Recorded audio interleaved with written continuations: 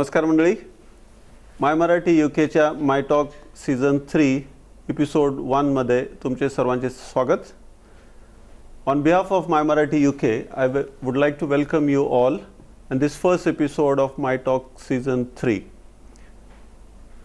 State Bank of India UK is the main sponsor for this episode as they are celebrating the centenary year in UK. So on this special occasion, I would like to welcome our guest today, who is Mr. Abhishek Nakhate. Welcome. Welcome, Abhishek. Thank you, Vijendra. As you know that we are into this post-COVID era now, because now I change it into, whenever I'm talking about, I would like to talk it as pre-COVID, COVID and post-COVID era, like that. And it's long, almost like a 1 year plus, I think. So we completed our season 2 of My Talk, and that was, I think, Jan 2021, and after that COVID and other things were happening. We were busy, all of us were busy handling the COVID situation and saving all those, our lives. Saving our lives. And in that situation, I think we could not bring forward our My Talk season 3. So now this is the start of this season 3. And you, as the first guest, would like to have a special mention and welcome for this one. Amazing. Thank you for the opportunity. I think, as you said, start of the new COVID era, post-COVID era, and the start of your season 3. So season congratulations 3. To everyone. And at this occasion, I would like to thank State Bank of India also, because there's thank for their support in this sponsorship, because they are celebrating the centenary year in, I think, 2021-22 is their centenary year to be in UK, and that's our branch. Okay. Okay. So with this start for this talk show, I think we will go ahead with Abhishek Nakhate's journey from India to London, and the way he has handled his passion towards helping students from India and all over the place. He's trying to help them right before the COVID as well, that is pre-COVID as well, and during the COVID also. I know him very well, that he was supporting them in whatever way he could. So I think we'll talk about his journey, and I'm sure it will be a great opportunity for students who are looking forward to get some more education or higher studies in UK, Europe, or any other country apart from India, or in India as well. If somebody wants to do some higher education, he is there to help. So we'll talk about his journey, and I'm sure you're going to enjoy it. So Abhishek, over to you. Can you start about your journey starting from India? How did you land up in London? Okay. So I was born and brought up in a very small town. It was 900 people population, right? In fact, town would be a big word. It was a village, right? But then none of my villagers have ever gone abroad. So even thinking about going abroad was a dream today. It was like going to Pluto or Mars, right? It was unachievable. But then I think there was always a zeal of knowing more and learning more, breaking out your barriers, because I was one of the family member of teachers and educators. So my mom was a teacher, my uncles used to run colleges and schools. So I always grew in an education oriented family and the environment. And the ability and the want to break the barriers and explore probably got me here. And that zeal to do something more than what you can achieve. Exactly, test your limits. Go for it, yeah. Yes. So when did you come this side then? So actually, from that small town, I went to study in Hyderabad, much bigger city, for my bachelor's degree. And during the bachelor's degree, I learned a lot, not only about science, but about myself. Absolutely. Like, what do I like? What am I good at? How I should be doing? And I had a great support with few mentors, right? So my mother being one of the greatest mentor there.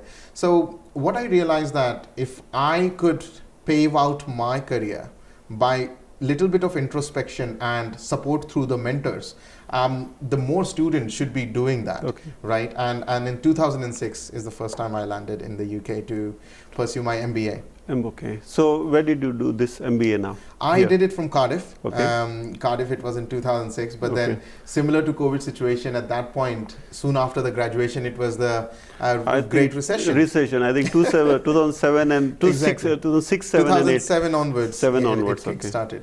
So that gave us a good learning curve as well.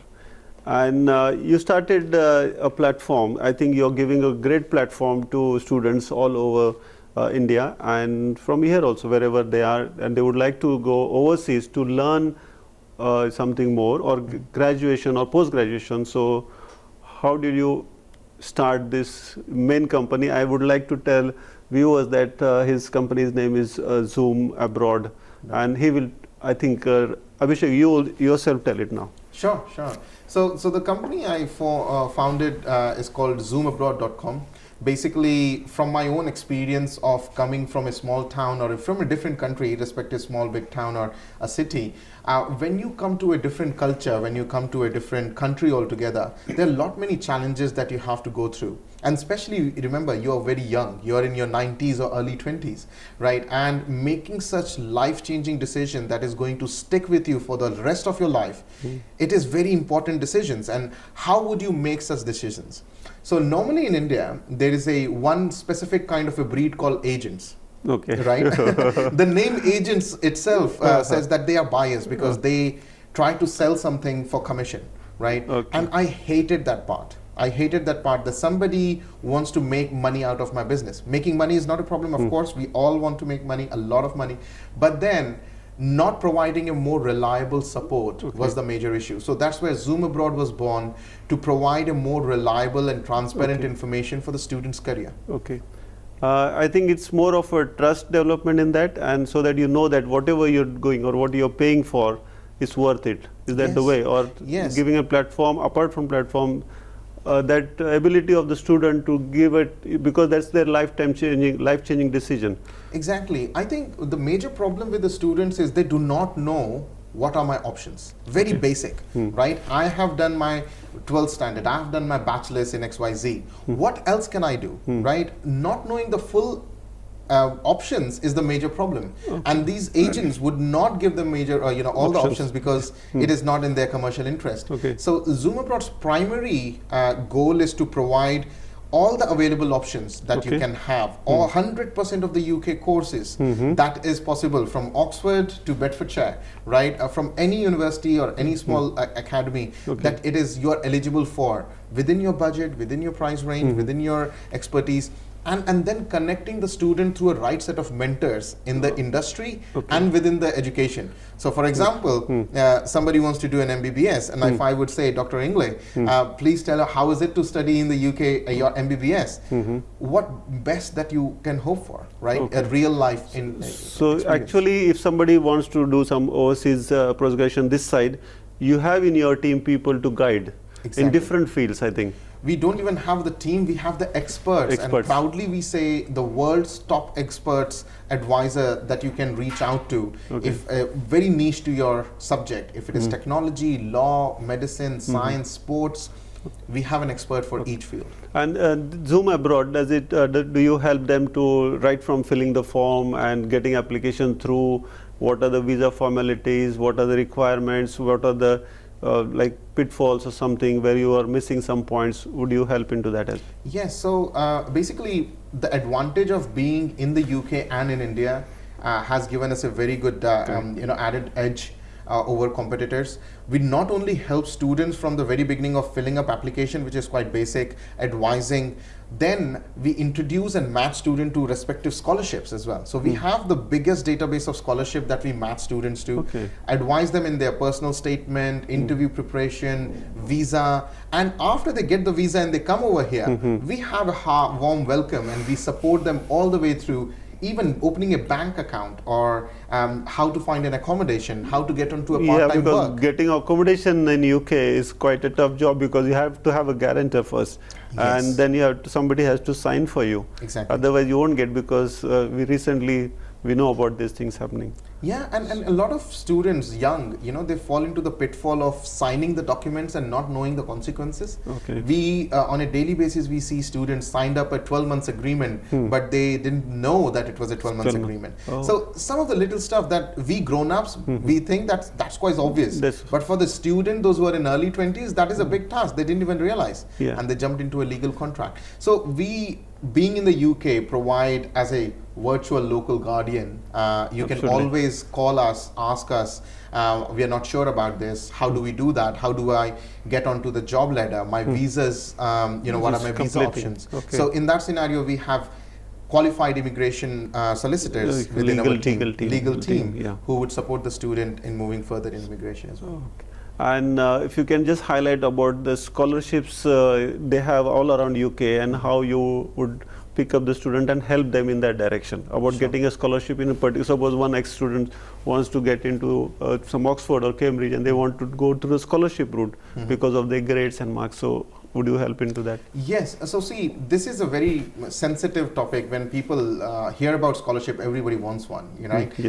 But then the good thing is, there is a myth about will I be eligible or not, right? There is a scholarship for almost everyone based on gender, based on caste, based on where are you from, and everything. So it is about finding the right scholarship. The scholarship could range from £500 to £50,000. Yes. Depends, right? And we try to match with the right fit.